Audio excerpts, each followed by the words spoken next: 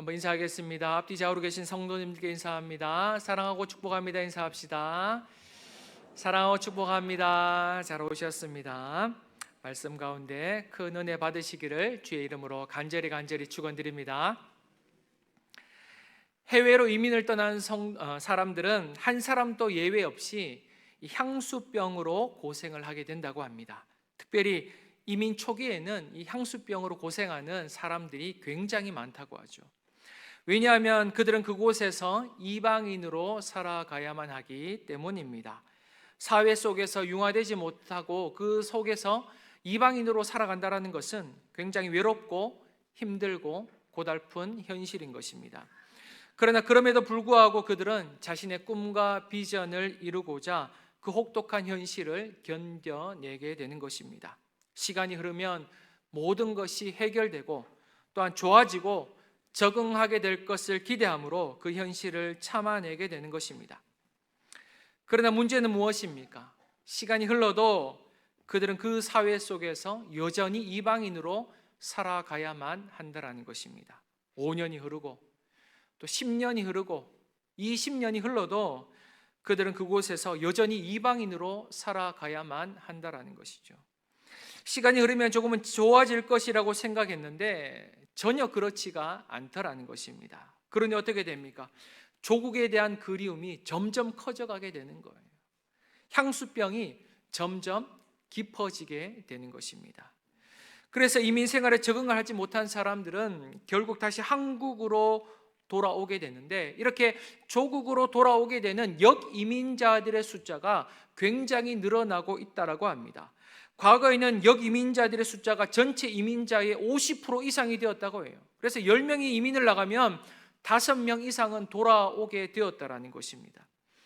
그렇게 한국으로 돌아온 역이민자들의 고백이 무엇인지 아십니까? 타국에서 자신의 정체성을 잃어버리게 되었다는 거예요. 나는 한국인인데 미국에 살고 있으니 미국인도 아니고 나는 누구인가라는 그 정체성의 혼란을 겪게 되었다는 것입니다. 그렇다면 타국에 남아있는 이민자들은 그곳에서 성공했기 때문에 그곳에 남아있는 것입니까? 그렇지 않다라는 거예요. 그들 역시 돌아오고 싶은 마음이 굉장히 많다라는 것입니다. 그런데 그것이 쉽지 않다는 거예요. 왜냐하면 한국으로 돌아갈 때는 이 금이한양을 하고 싶은데 현실은 그렇지 않다라는 것입니다. 그게 성공을 해서 멋진 모습으로 조국으로 돌아가고 싶은데 현실은 그렇지 않기 때문에 한국으로 들어오고 싶어도 돌아오지 못한다라는 것입니다. 오늘 본문은 역이민을 하고 있는 이 나오미에 대한 이야기입니다. 그런데 여러분, 나오미의 상황은 금이한양이 아니었어요. 모든 것을 잃어버리고 빈손으로 돌아오게 되었던 것입니다. 여러분, 그 심정이 이해가 되십니까? 떠날 때는 멋지게 떠났는데 돌아올 때는 모든 것을 잃어버리게 된 거예요. 모든 것을 잃어버리고 빈손으로 돌아온 이 나오미의 심정은 어떠했을까요? 오늘 본문을 통해서 나오미가 어떠한 마음으로 이 자신의 본향으로 돌아오게 되었는지를 한번 살펴보도록 하겠습니다. 첫 번째로는 나오미를 향해 이 빈정되고 있는 베들레헴 사람들에 대해서 말씀하고 있습니다. 나오미는 긴 여정 끝에 자신의 고향 땅인 베들레헴으로 돌아오게 되었습니다. 그런데 19절을 보시면 그때의 상황을 다음과 같이 설명하고 있습니다. 여러분, 19절을 함께 읽어보도록 합니다. 시작.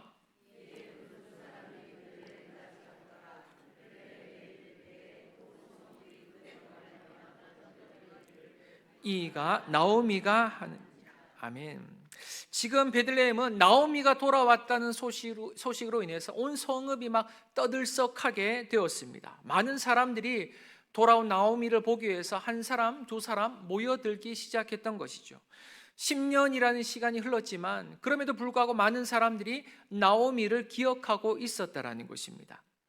이렇게 나오미의 소식을 듣고 사람들이 모여들게 되었다라는 것은 당시 나오미가 베들레헴에서 유명 인사였다라는 것입니다. 모든 사람들이 알 수 있을 정도로 인지도가 높았다라는 것이죠. 혹은 굉장히 부유한 인물이었을 것입니다. 그런데 그런 나오미가 갑자기 모압 땅으로 이민을 떠난다라고 했을 때 베들레헴 사람들은 큰 충격에 빠지게 되었을 거예요. 왜냐하면 지난번에도 말씀드렸지만 이스라엘 사람들과 모압 사람들의 관계는 굉장히 좋지 않았어요. 적대적인 관계였어요. 그뿐만이 아니라 하나님께서 이스라엘 백성들에게 주신 땅은 약속의 땅이었습니다. 하나님의 기업이었어요. 그런데 그런 하나님의 기업, 하나님의 축복의 땅을 버리고 지금 나오미는 모압 땅으로 이민을 떠나게 되었다라는 것입니다. 그 모습을 본 이스라엘 백성들은 큰 충격에 빠지게 되었던 것입니다. 그렇게 베들레헴을 떠났던 나오미가 10년 만에 베들레헴으로 돌아오게 되었을 때 베들레헴 사람들은 나오미를 향해서 어떻게 외치게 됩니까? 이가 나오미냐 이렇게 부르고 있는 거예요. 이가 나오미냐. 여러분 지금 이 베들레헴 사람들의 이 말투가 어떻게 느껴지십니까? 이가 나오미냐. 제가 주석을 찾아보니까 베들레헴 사람들은 지금 나오미가 자신의 고향으로 돌아옴으로 인해서 굉장히 기뻐하고 환대하고 있는 상황이다 이렇게 기록되어 있더라고요. 그런데 제가 이 본문을 아무리 묵상해 봐도 보고 또 보고 아무리 묵상해 봐도 베들레헴 사람들이 지금 이 나오미를 환대하고 있는 것처럼 느껴지지 않더라고요. 그래서 제가 룻기의 주석들을 많이 찾아봤어요. 그랬더니 저와 같은 생각을 가진 학자들이 굉장히 많았습니다. 지금 베들레헴 사람들은 나오미의 역이민을 기뻐하면서 환대하고 있는 것이 아니라 오히려 그들을 정죄함으로 바라보고 있다는 거예요. 지금 베들레헴 사람들은 나오미를 향해서 이가 나오미냐 이렇게 이야기하고 있습니다. 여러분 나오미의 이름을 부르고 있는데 나오미의 이름의 뜻이 무엇이냐면 환희, 아름다운 이런 이름의 뜻을 가진 단어입니다. 그런데 지금 나오미의 모습은 어떻습니까? 전혀 아름답지가 않은 거예요. 그녀가 베들레헴에 있을 때에는 나름 인지도도 있었고 유명한 인물이었습니다. 또한 그녀는 부유한 삶을 살았고요. 남편도 있었고 자식들도 있었어요. 남부럽지 않은 삶을 살았던 인물이었습니다. 그리고 외모도 또 아름다웠던 것 같아요. 그런데 지금은 어떠한 상황입니까? 10년 만에 폭삭 늙어버리게 된 거예요. 폭삭. 이민을 떠날 때는 정말 아름다운 여인이었는데도 불구하고 지금은 어떻습니까? 불쌍한 과부가 되어 돌아오게 되었더라. 그런데 베들레헴 사람들은 그런 불쌍한 나오미를 향해서 그녀의 이름을 외치고 있다는 거예요. 아름다운 나오미는 어디 가고 불쌍한 과부로 돌아왔느냐, 이렇게 외치고 있는 거예요. 저는 이 베들레헴 사람들의 모습을 보면서 굉장히 가슴이 아팠습니다. 왜냐하면 지금 이들의 모습이 오늘날의 교회의 모습과 굉장히 비슷하기 때문이죠. 교회는 한 영혼을 소중하게 여기면서 한 영혼이 주님께 돌아올 때 기뻐하고 즐거워하는 것이 교회라고 성경은 말씀하고 있습니다. 누가복음 15장에 보시면 세 가지 비유의 말씀이 기록되어 있어요. 잃은 양의 비유, 잃어버린 드라크마의 비유, 돌아온 탕자의 비유, 이 세 비유가 기록되어 있는데 이 이야기는 결국 하나의 이야기입니다. 어떤 이야기입니까? 잃어버린 한 영혼이 돌아오게 되었을 때 하나님께서는 기뻐하며 천국 잔치를 베풀게 된다는 것입니다. 그런데 오늘날 교회들을 보면 그렇지 않은 것 같아요. 한 영혼의 소중함을 잃어버린 것 같습니다. 한 기관에서 성도들 대상으로 설문조사를 한 적이 있습니다. 이런 설문조사를 한 적이 있어요. 당신이 꿈꾸는 교회는 어떠한 교회입니까? 여러분 1위가 뭔지 아십니까? 1위가 작지만 사랑 많은 교회예요. 작지만 사랑 많은 교회. 사람들이 교회에 출석하면서 기대하는 것은 단 한 가지라는 거예요. 그 한 가지가 무엇이냐면 하나님의 헤세드를 기대하게 되는 거예요. 하나님의 사랑과 은혜와 자비와 긍휼을 기대하면서 교회에 출석하게 된다라는 것입니다. 교인의 숫자가 얼마인지, 재정에 문제가 없는지, 건물이 얼마나 아름다운지, 이런 것들이 교회를 선택하는 기준이 아니라 바로 그 교회에 하나님의 헤세드가 있는가, 이것이 바로 성도들이 교회를 선택하는 기준이 된다라는 것입니다. 그래서 지금도 많은 성도들은 이런 교회를 찾아 헤매고 있다라는 거예요. 하나님의 헤세드가 흘러가고 있는 교회가 어디인가? 하나님의 은혜가 흘러가고 있는 교회가 어디인가? 지금도 갈급한 심령으로 그런 하나님의 헤세드를 찾아가고 있는 성도들이 너무나도 많다는 거예요. 분명 성경은 고아와 가부와 객을 돌아보라 말씀하고 있는데 실상은 그렇지 않다라는 거예요. 과부가 된 나오미를 향해서 베들레헴 사람들은 지금 빈정대고 있는 거예요. 그럴 줄 알았다라는 거예요. 네가 약속의 땅을 떠날 때부터 네 인생 그렇게 될 줄 알았다라는 거예요. 하나님께서 주신 축복의 땅을 어떻게 떠날 수가 있어? 뭐 우리는 못 떠나서 안 떠나는 거 있는 줄 아냐고. 하나님께서 주신 축복의 땅이기 때문에 못 떠나고 있는 거 아니냐고. 그런데 봐라, 그 약속의 땅을 떠나니 너 인생 그 모양 그 꼴이 된 것 아니냐. 하나님의 심판을 받아서 그렇다는 거예요. 회개하라는 거예요. 참 인간이라는 존재는 너무나 악한 것 같아요. 뭐 저부터도 그런 것 같아요. 저부터도. 사람들의 약점과 연약함을 보면 이 덮어주고 감추어줘야만 하는데 그렇지 않은 것 같아요. 여러분이 이런 교회라면 다니고 싶으십니까? 저라면 이런 교회는 다니고 싶지 않아요. 이런 교회. 모든 것을 잃어버린 나오미가 베들레헴으로 돌아오게 되었을 때 그저 아무 말 없이 나오미를 한번 안아주었다면 얼마나 좋았을까요? 안 그래도 마음이 무너져 있는데 그 영혼에게 다가가서 손 한번 잡아주고 그냥 등 한번 두드려주고 고생했어.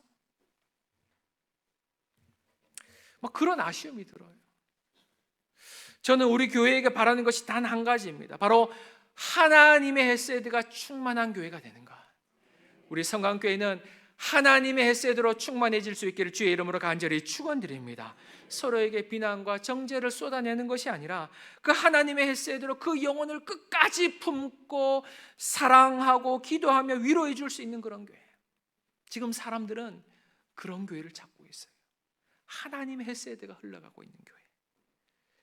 우리 성강교회는 진리의 말씀이 선포되고 위로의 말씀이 선포되고 하나님의 헤세드로 충만한 교회가 될 수 있기를 주의 이름으로 간절히 축원드립니다. 아멘. 두 번째로는 베들레헴 사람들을 향한 나오미의 고백에 대해서 말씀하십니다. 베들레헴 사람들을 향한 나오미의 고백. 지금 베들레헴 사람들은 나오미의 이름을 부르면서 그녀에게 수치심을 주고 있는 상황이었어요. 너의 이름은 환희와 아름다움이란 뜻인데 너의 모습은 지금 굉장히 초라하구나. 나오미는 지금 자신의 이름을 들으면서 굉장히 수치스러웠을 거예요. 그래서 그들을 향해 무엇이라고 고백합니까? 여러분 20절과 21절 말씀을 다 함께 읽도록 합니다. 시작.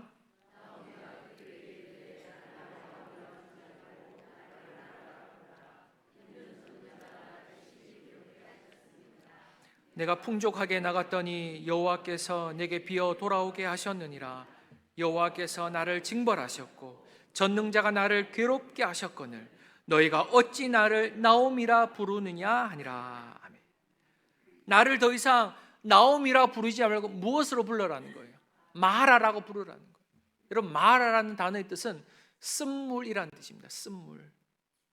나는 더 이상 나오미, 아름다움, 환이라는 이름으로 불릴 자격이 없다라는 것입니다. 모압으로 이민을 가면서 내 삶을 완전히 무너지게 되었다라는 거예요. 남편도 죽고 두 아들도 죽고 이제는 늙고 힘없는 과부가 되어버렸다는 것입니다. 그러니 더 이상 나를 나오미로 부르지 말고 마라라고 부르라는 거예요. 마라. 그런데 여러분 나오미의 고백을 보시면 그가 이런 표현을 쓰고 있습니다. 다시 한 번 더 띄워주시겠습니까? 20절에 전능자가 나를 심히 괴롭게 하셨음이니라. 누가 그렇게 하셨다고요? 전능하신 하나님께서. 전능하신 하나님께서 나를 괴롭게 하셨다는 것입니다. 그리고 21절에도 이렇게 고백을 합니다. 여호와께서 나를 징벌하셨고 전능자가 나를 괴롭게 하셨거늘. 지금 나오미가 당한 모든 고난은 하나님의 징벌이라는 거예요. 하나님께서 나를 괴롭게 하셨다라는 것입니다. 그런데 여러분, 지금 이 나오미의 고백은 하나님을 향한 단순한 고백이 아닙니다. 여러분, 나오미의 고백을 잘 한번 보시면 여호와 하나님을 누구라고 표현하고 있습니까? 전능자라고 표현하고 있다. 전능자. 전능하신 하나님으로 고백하고 있다라는 것입니다. 여러분, 지금 나오미가 처한 상황은 어떠한 상황입니까? 자신의 사랑하는 가족을 잃었고요, 모든 재산을 탕진했으며 삶의 터전을 잃어버린 상황이었습니다. 그러나 그런 상황 속에서도 어떠한 하나님을 고백하고 있습니까? 전능하신 하나님을 고백하고 있다는 거예요. 전능하신 하나님. 나오미의 고백은 이것입니다. 지금 내가 이런 상황 속에서 깨달은 것이 있다면 그것은 바로 내 삶은 전능하신 하나님의 주권 속에 있다는 것입니다. 이런 고백이에요. 내 삶의 모든 것은 전능하신 하나님의 주권 속에 있다는 거예요. 하나님께서 나에게 이런 징벌을 주시고 나를 괴롭게 하시고 나를 남편을 죽이시고 아들을 죽이시고 나로 하여금 힘들게 하셨다, 이런 고백이 아니라 이런 일들을 통해서 내 인생이 하나님의 주권 속에 있습니다. 지금 이런 믿음의 고백을 하고 있다라는, 믿음의 고백. 지금까지 나오미는 어떤 인생을 살았습니까? 전혀 부족함이 없는 인생을 살아왔던 인생입니다. 마음만 먹으면 모든 것을 할 수 있는 인생이었습니다. 그래서 모든 것이 자신의 뜻대로 될 것이라고 생각해 왔던 거예요. 이민을 떠날 때도 마찬가지입니다. 이민을 가서도 모든 것이 내 뜻대로 될 것이라고 생각을 했던 것입니다. 나는 할 수 있다. 지금까지 그렇게 살아왔고 앞으로도 내 인생은 내 뜻대로 될 것이다. 그렇게 믿고 살아왔던 인생이었던 거예요. 그러나 나오미는 그것이 아니었음을 깨닫게 되었다라는 것입니다. 내 인생이 내 뜻대로 되는 것이 아님을 깨닫게 되었던 거예요. 내 인생은 내가 마음먹은 대로 되는 것이 아님을 깨닫게 되었던 것입니다. 사랑하는 성도 여러분, 여러분은 어떻습니까? 여러분의 인생 여러분의 뜻대로 이루어지고 있습니까? 만약 여러분의 인생 여러분의 뜻대로, 여러분의 계획한 대로, 여러분이 생각한 대로 여러분의 인생이 이루어지고 있다면 그것은 여러분의 수고와 노력 때문이 아니라 전적인 하나님의 은혜라는 것을 믿으시기 바랍니다. 하나님의 은혜로 인해서 나의 뜻과 계획대로 이루어져 가고 있다라는 거예요. 그러나 우리의 인생은 내 뜻대로 이루어지기보다 우리의 뜻대로 이루어지지 않을 때가 훨씬 더 많음을 우리는 경험을 통해 알 수 있습니다. 내 몸이 내 마음대로 되지 않죠. 자녀들이 내 마음대로 되지 않습니다. 직장 생활도 그렇고요, 사업도 마찬가지입니다. 이렇게 사업하면, 이렇게 직장 생활하면 잘 될 것 같은데 그렇지 않더라는 거예요. 머리에서 생각한 대로 사업이 잘 되지 않더라는 것입니다. 모든 것이 우리의 뜻대로 되지 않습니다. 목회도 그렇습니다. 목회도 제 뜻대로 되지 않아요. 제가 성강교회 올 때 엄청난 계획들을 가지고 왔습니다. 하나님 이렇게 하면 하나님 역사하시겠죠. 이렇게 생각하면서 왔는데 제 뜻대로 잘 안 돼요. 제 마음대로 사역하는 것 같습니까? 아니에요.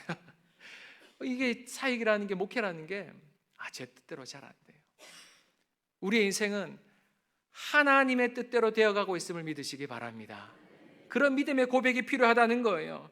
그러나 때로는 뭐 하나 내 인생이 내 뜻대로 되지 않을 때 우리는 무슨 생각을 하게 되는가 하면 하나님이 나를 버리신 것 같고 나를 외면하시는 것 같고 때로는 하나님의 살아계심조차 느껴지지 않을 때가 있는 거예요. 하나님 도대체 저에게 왜 이러십니까? 그러나 그때 우리에게 필요한 믿음이 무엇입니까? 바로 전능하신 하나님께서는 지금도 여전히 내 삶을 붙들고 계시다는 그 믿음이 우리에게 필요한 줄을 믿습니다. 전능하신 하나님께서는 어떠한 상황 속에서도 우리 인생을 붙잡고 계시다는 거예요. 우리를 그냥 내버려 두신 것이 아니라 우리 인생이 주님의 주권 속에 있습니다. 그런 믿음의 고백을 하나님께서는 기뻐하신다라는 것입니다. 비록 내 삶이 내 뜻대로 되지는 않지만 전능하신 하나님께서는 지금도 내 삶에 역사하고 계시다는 것을 믿음으로 고백할 수 있기를 부탁드립니다. 사랑하는 성도 여러분, 전능하신 하나님께서는 지금도 여러분의 삶 가운데 함께 하시며 여러분의 삶을 붙잡고 계심을 믿을 수 있는 귀한 성광의 모든 성도들이 될 수 있기를 주의 이름으로 간절히 축원드립니다. 세 번째로는 그럼에도 불구하고 베들레헴에 머물게 되는 나오미에 대해서 말씀하십니다. 그럼에도 불구하고 베들레헴에 머물게 되는 나오미가 이 모압 땅에서의 모든 삶을 정리하고 이 베들레헴으로 돌아오게 되었을 때는 많은 것들을 기대함으로 왔을 거예요. 그러나 그들이 마주한 현실은 굉장히 냉담하였습니다. 반겨주는 사람이 없었어요. 거주할 집도 없었습니다. 이제 앞으로 베들레헴에서 어떻게 살아가야 할지 너무나 막막한 상황이었습니다. 어느 누구 하나 이 나오미에게 따뜻한 손을 내밀어 주는 사람이 없었다라는 거예요. 우리는 여기서 기억해야 할 것이 하나가 있습니다. 그것은 바로 나오미가 베들레헴으로 돌아왔다고 해서 그의 인생이 극적으로 바뀌게 된 것은 아니라는 거예요. 우리는 예수를 믿으면 우리의 삶이 극적으로 변하게 될 것을 기대합니다. 하나님께서 내 인생의 모든 문제도 해결해 주시고 내 인생을 이제부터 형통하게 해 주실 거야, 그런 기대감을 가지고 신앙생활을 하게 되는 거예요. 우리의 경제적인 문제도 해결되고 자녀의 문제도 해결되고 질병의 문제도 해결되고 그런 기대감을 가지고 신앙생활을 하게 된다는 것이죠. 그러나 우리의 현실은 그렇지가 않습니다. 우리가 예수님을 믿어도 우리는 여전히 문제 가운데 살아가게 되며 우리가 아무리 열심히 기도해도 그 기도를 통해서 우리의 문제가 막 순식간에 해결되지는 않더라는 거예요. 요셉을 보시기 바랍니다. 요셉은 늘 주님과 동행하는 삶이었어요. 그러나 그럼에도 불구하고 그의 삶에는 고난이 끊임없이 찾아오는 인생이었습니다. 그러나 우리 그리스도인들의 이야기는 고난으로 끝나는 이야기가 아니라는 것을 믿으시기 바랍니다. 우리 이야기는 고난으로 끝나지 않아요. 오늘 보면 22절을 보시면 이렇게 기록되어 있습니다. 여러분 22절 함께 읽도록 시작. 모압 지방에서 그의 며느리 모압 여인 룻과 함께 돌아왔는데 그들이 보리 추수 시작할 때 베들레헴에 이르렀더라. 아멘. 그들이 베들레헴에 돌아왔을 때가 언제였다라고 말씀합니까? 보리 추수를 시작할 때라는 거예요. 지금 성경의 저자가 보리 추수를 시작할 때를 강조하고 있는 이유가 무엇입니까? 바로 하나님께서는 지금도 나오미를 위해서 열심으로 일하고 계시다는 것을 가르쳐 주시기 위함이라는 거예요. 지금 성경의 저자는 독자들로 하여금 이 보리 추수를 통해서 나오미의 삶을 풍요롭게 하실 하나님을 기대케 하고 있다는 거예요. 하나님을 기대케 하는, 나오미의 인생을 역전시킬 그 하나님을 이 보리 추수를 통해 기대케 하신다라는 것입니다. 사랑하는 성도 여러분, 사실 나오미가 베들레헴으로 돌아오면서 기대했던 것은 사람들의 환대가 아니었습니다. 나오미가 모압에서의 이민 생활을 정리하고 베들레헴으로 돌아왔던 이유는 오직 한 가지였어요. 그것이 무엇이옵니까? 하나님의 은혜입니다. 하나님의 은혜를 기대함으로 베들레헴으로 돌아오게 되었던 것입니다. 사람들이 자신을 비난하고 정죄하고 손가락질할 것을 알고 있었던 거예요. 왜 몰랐겠습니까? 이렇게 초라한 모습으로 돌아가면 사람들이 나를 조롱할 것, 수군거릴 것을 왜 몰랐겠어요? 알고 있었어요. 많은 사람들이 자신의 초라한 모습을 보기 위해서 구경거리가 될 것을 알고 있었던 것입니다. 조롱거리가 될 것을 나오미는 알고 있었던 거예요. 그러나 그럼에도 불구하고 나오미가 베들레헴으로 돌아왔던 이유는 하나님의 은혜 때문이었습니다. 유대 땅 베들레헴에 하나님께서 양식을 주셨다라는 그 소식을 듣고 나오미는 베들레헴으로 돌아오게 되었던 거예요. 그래서 나오미는 그 사람들의 조롱과 수치심까지도 참아낼 수 있었던 것입니다. 왜냐하면 나오미의 인생이 정말 필요했던 것은 사람의 위로나 환대가 아니라 바로 하나님의 은혜였기 때문입니다. 사랑하는 성도 여러분, 우리가 살다 보면 때로는 사람의 위로가 필요할 때가 있습니다. 제가 앞서 우리 교회는 하나님의 헤세드가 충만한 교회가 되었으면 좋겠다 이렇게 말씀드렸는데 참 그게 쉽지 않지요. 성도 간에 교제가 있고 또 위로가 있고 하나님의 헤세드가 충만한 교회를 꿈꾸며 저는 기도하고는 있습니다. 그러나 이 땅의 교회는 불완전하기 때문에 늘 하나님의 사랑이 충만할 수 없다라는 거예요. 때로는 위로가 아닌 상처를 받을 때가 있습니다. 사랑이 아닌 미움을 받을 때가 있어요. 관심이 아닌 무관심으로 인해서 섭섭함을 느낄 때가 있습니다. 그러나 그럼에도 불구하고 우리가 이 교회에 남아 있어야만 하는 이유는 사람들의 위로와 사랑 때문이 아니라 하나님의 은혜 때문이라는 것을 믿으시기 바랍니다. 그래서 하나님만을 바라보며 그분의 은혜만을 기대하며 모든 현실을 꿋꿋하게 또 참아내고 견뎌낼 수가 있다는 것이죠. 사람이 우리를 위로해 주는 것에는 한계가 있어요.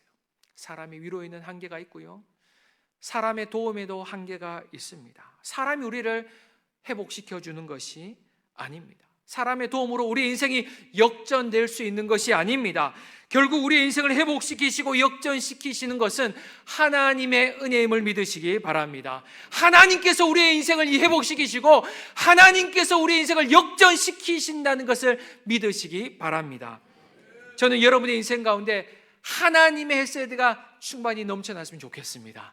하나님의 헤세드와 하나님의 은혜가 충만히 넘쳐날 뿐만이 아니라 그 하나님의 축복과 은혜들을 세상 속에 충만히 나눠줄 수 있는 이 세상의 축복의 통로들이 다 될 수 있기를 주의 이름으로 간절히 축원드립니다.